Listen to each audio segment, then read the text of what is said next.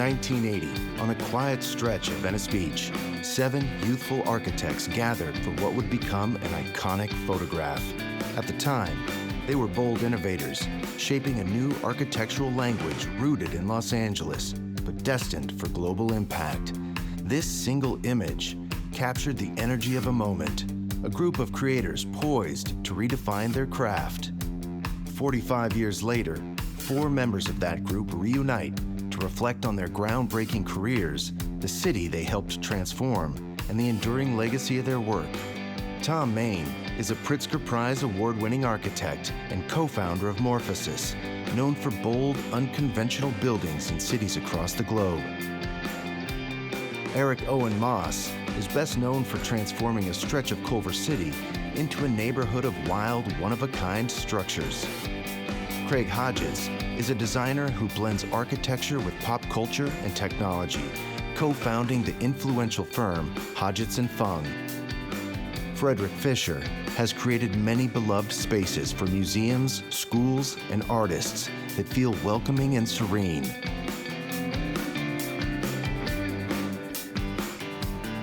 Through candid conversations and a restaging of that legendary photograph, this film charts the evolution of their ideas, their friendships, and the architectural soul of Los Angeles itself.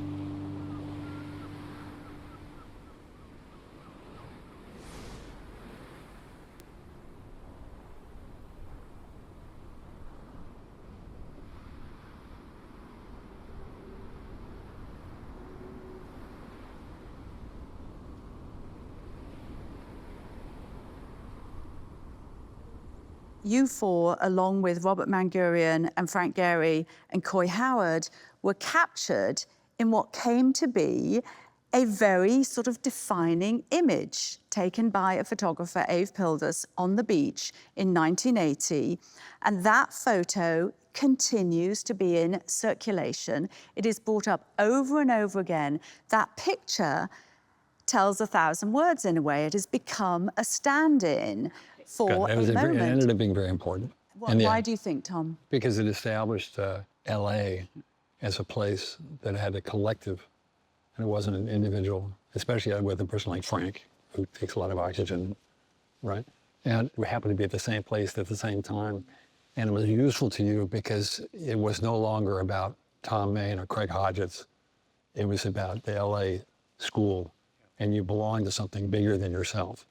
And I thought that the fact that it represented that, it located Los Angeles as an innovative center. That wouldn't have happened, though, if we had not dug in for the last 50 years and continued, you know? I mean, it was just like, it was purely serendipity that happened to capture a group of people who build careers. What Craig's saying is 50 years following substantiates 1980, and if you don't have the 50, you don't have the 1980. Are you all surprised? Well, how do you feel about the longevity of this photo, that this photo is somehow just stuck in the culture? Well, but it had to wait 30 years to be relevant, which is back to your original point, which is its relevancy or not is confirmed by the following.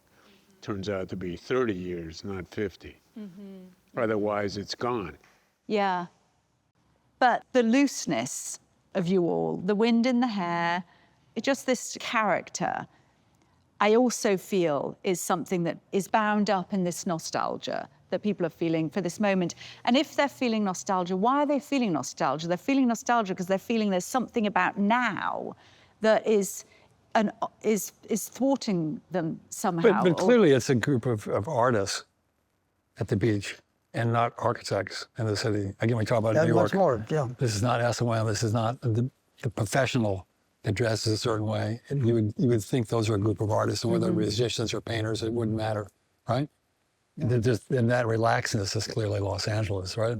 And does LA still have that relaxedness? If the call went out today, I think that the focus would be on what was happening on the east side, like in Echo Park or Silver Lake, because that's where the new young Turks are or young architects or young artists, and maybe even peripherally downtown, but there's a move away from downtown to some of the other areas around the LA River. But in terms of today, if one was to somehow recreate this, to be honest, I would also ask the question, there's geographic, like you just said, but there's also kind of from what group do you pull? Because it seems like then, just as there were fewer journals, there were fewer people making editorial decisions that set the trends for the time, it was all sort of simpler in a way, one might say. Today, the architects in LA are working in so many different ways, trying to solve a whole bunch of different problems. They're in different geographic areas. They're representing different kind of worldviews, and there's this stew. And I don't know actually if one could sort of home in on a group that somehow stands for what's going on in LA now in the way that you could. You couldn't do it. You mean you wouldn't get a consensus and you wouldn't people get wouldn't I don't agree. think you'd get a consensus. You could do I it. don't. Somebody could say, okay, I'm John Dreyfus. These are the people who represent that. If you don't like it, get your own group. Right. But it's certainly plausible that somebody could do that. And the more interesting question is, anybody have the courage to do it?